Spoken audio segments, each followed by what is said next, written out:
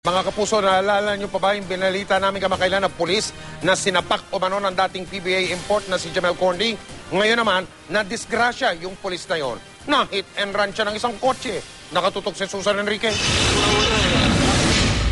Ganito ang sinapit ni PO2 Anselmo Lazatin matapos suntukin umano ng dating PBA import na si Jamel Corndy na nooy nagwawala matapos umanong pagnakawan. Na-ospital at ilang araw ding nabakasyon sa trabaho si Lazatin dahil sa pangyayari.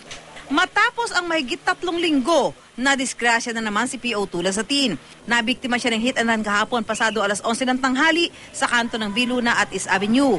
Pauwi na raw si Lazatin mula sa trabaho at sakay ng kanyang motorsiklo nang mabangga ng itim na kotseng may plakang ZNF 552. Napansin ko na may kotse na counterflow po na sa isip ko masasalubong niya yung kasalubong niya na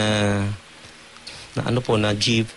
Kaya nung paabante na po kami, counterflow po siya, kinat niya po ako.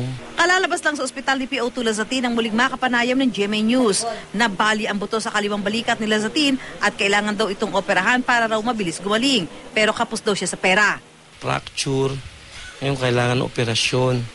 Sabi niya po sa akin, malaking gastos to. Sabi ko po, wala po akong ganong pera. Sabi niya sa akin, magtiis ka na lang, baka sakaling makuha pa sa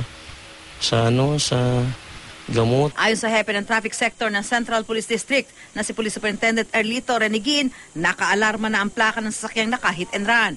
Bukas, aalamin daw nila sa LTO kung sino ang may-ari nito para managot sa pangyayari. Susan Enriquez, nakatutok, 24 oras.